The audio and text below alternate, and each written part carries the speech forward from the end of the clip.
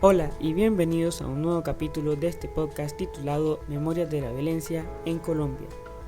El día de hoy presentaremos algunas fuentes que relatan las vivencias de colombianos que en carne propia han presenciado las inclemencias de la guerra desde distintos puntos de vista. Adicionalmente, presentaremos las relaciones y diferencias que hemos encontrado al analizar los relatos de cada fuente.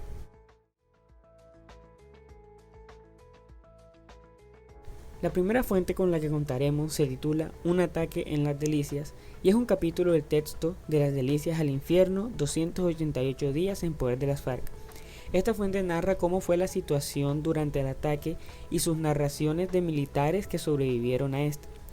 Estos militares fueron atacados por sorpresa por un fuente de la guerrilla de la zona y luego de horas de combate fueron reducidos y finalmente secuestrados por esta guerrilla. Sin embargo, es importante resaltar que investigaciones posteriores evidenciaron que debieron haber tenido una mejor preparación y un mejor reconocimiento del territorio antes de dejarlos solos en la zona. Es decir, fueron enviados al terreno sin hacer un reconocimiento previo en compañía del grupo anterior, quien les enseñaría cómo es la situación en la zona. Este grupo anterior conocía muy bien la zona debido a que tenía ya años trabajando en ella. Esta situación no es nada nueva, pues siempre se ha evidenciado que como el Estado muchas veces recluta a personas de bajos recursos de las cuales se aprovechan de su necesidad económica para aumentar el número en las filas del ejército y así mejorar las iniciativas de guerra contra los grupos armados. Igualmente, estas mismas personas que son reclutadas para el servicio militar posteriormente deciden quedarse en el ejército porque inicialmente no pudieron terminar sus estudios. Entonces necesitan encontrar una forma de sacar adelante a su familia y llevar el dinero para subsistir.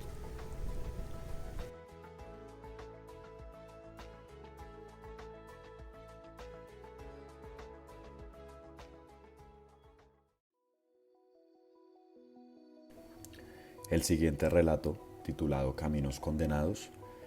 es básicamente un cómic el cual nos da otro punto de vista en cuanto a lo que representa la violencia. Que no solamente se trata de armas, muertes y guerra, sino que también desde otro tipo de acciones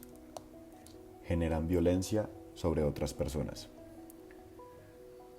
Esta lectura es escrita por Diana Ojeda y Pablo Guerra. Cada sección de Caminos Condenados muestra los espacios que la violencia guerrillera, el terror paramilitar, el despojo y la posterior entrada de los agronegocios han vuelto intransitables. Nos están encerrando en nuestra propia casa, dice uno de los personajes refiriéndose a la llegada de los empresarios y a la forma desenfrenada con la que estos han adquirido y legalizado títulos mal habidos, construido cercas, sembrado plantas, contaminado pozos y alejando a los campesinos de sus fuentes de agua y alimento. Profundizando en el carácter espacial de la violencia, Caminos Condenados también nos habla de una violencia mucho más íntima y ordinaria, y por lo tanto menos visible, aquella que practican los hombres sobre las mujeres para tratar de confinarlas a sus espacios domésticos y a sus roles estereotípicos, coartándoles así su agencia, autonomía y participación para provocar transformaciones dentro de sus propias comunidades. Nosotras también necesitamos nuestro espacio, le dice Lucía a la etnógrafa, para recordarle que no solo la palma o la teca, sino también el machismo acorrala, estrecha y limita las posibilidades de vida y de cambio.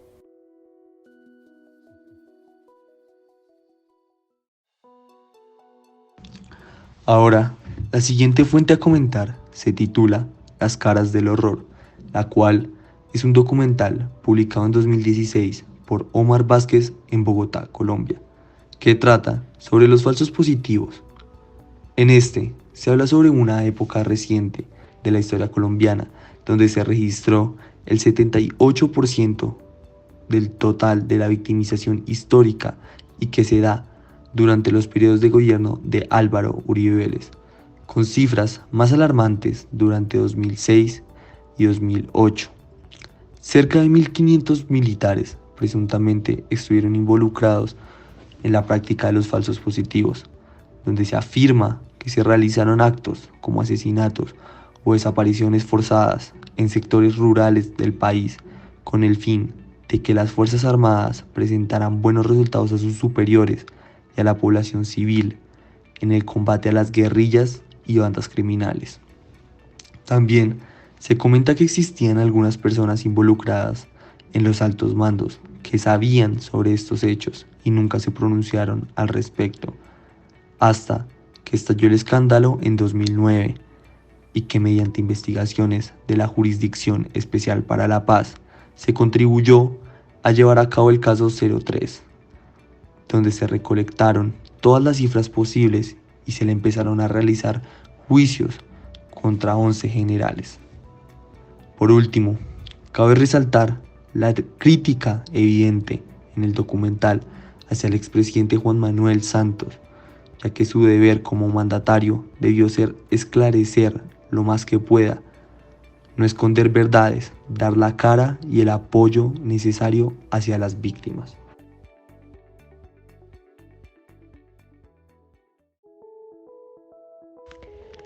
Como conclusión, podemos ver que estas historias sustentan la tesis presentada anteriormente, ya que dan cuenta de que estos no son casos aislados y hace falta una intervención directa del gobierno colombiano, más específicamente las entidades que apoyan a las víctimas de la violencia, ya que estas historias sugieren y dan cuenta de una problemática social y política, lo cual nos lleva al desequilibrio del país. Por eso, como reflexión, hacemos un llamado a la intervención de comunidades, a la educación y al mejoramiento de los planes sociales, no solo para evitar estos casos a futuro, sino para subsanar y reparar a las víctimas, dándoles un trato justo que provea poco a poco el avance del proceso de paz, para así tener un país más sano y menos violento.